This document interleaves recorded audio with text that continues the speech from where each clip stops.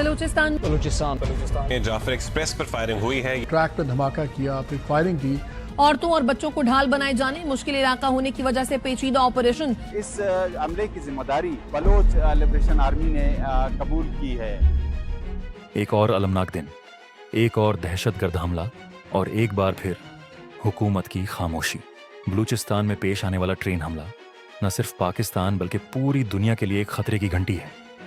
Jafar express, जो सैकड़ों मुसाफिरों को लेकर रवां दुआं थी, अचानक एक जोरदार धमाके के बाद रुक जाती है और फिर जो कुछ होता है वो हमारी तारीख के सियाह तरीन वाक़यात में शुमार किया जाएगा।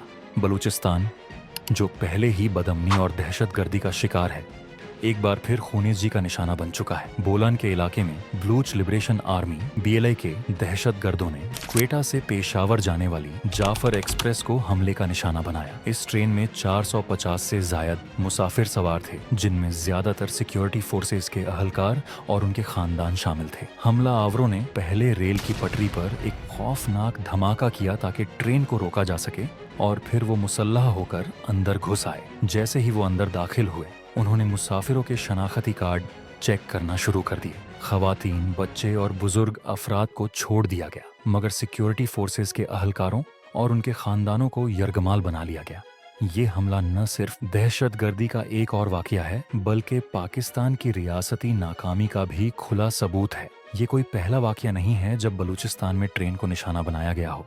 चुने गए हदफ ने साबित कर दिया कि पाकिस्तान में सिक्योरिटी सूरत हाल दिन ब दिन बदतर होती जा रही है। सवाल ये है कि क्या बलूचिस्तान के आवाम और सिक्योरिटी फोर्सेस के अहलकार यतीम हो चुके हैं? क्या रियासत उन्हें तहफ़्फ़ुज़ देने में मुकम्मल तौर पर नाकाम हो चुकी है? बलूचिस्तान हमेशा से अदम तवज्जो का शिकार रहा है और यही रवैया दहशतगर्दों के हौसले बुलंद करता है। अगर हुकूमत और इंटेलिजेंस इदारे बरो वक्त इक़दामात करते तो शायद ये हमला रोका जा सकता था, मगर हकीकत ये है कि पाकिस्तान की मौजूदा हुकूमत सिक्योरिटी चैलेंजेस से निपटने में मुकम्मल नाकाम हो चुकी है। ये वाकया न सिर्फ पाकिस्तान बल्कि बैनुल अक़वामी मीडिया में भी हलचल मचा चुका है। Security forces in Pakistan say 190 train passengers have been freed after being taken hostage by gunmen in the province of Balochistan. The sources say the operation is slow as the ethnic Baloch rebels are using civilians as human shields. There are reports that some hostages have been taken away into the mountains. The information trickling out is tightly controlled and the BBC hasn't been able to independently verify it.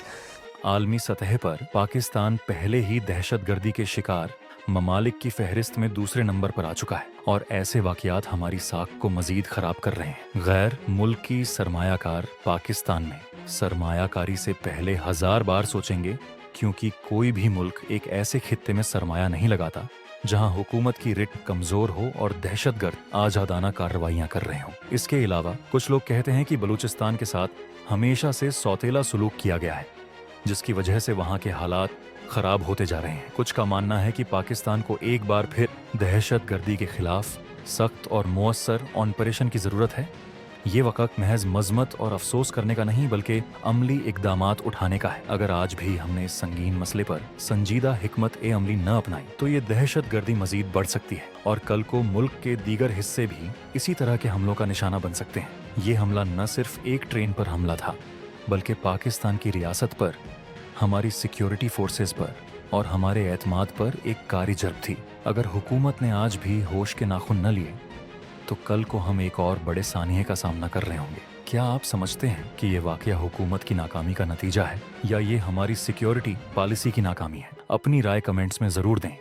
Majeed updates के लिए political junction के साथ जुड़े रहें। Video को like करें, share करें और हमारे चैनल को सब्सक्राइब करें ताकि आपको ताज़ा तरीन खबरें सबसे पहले मिलें।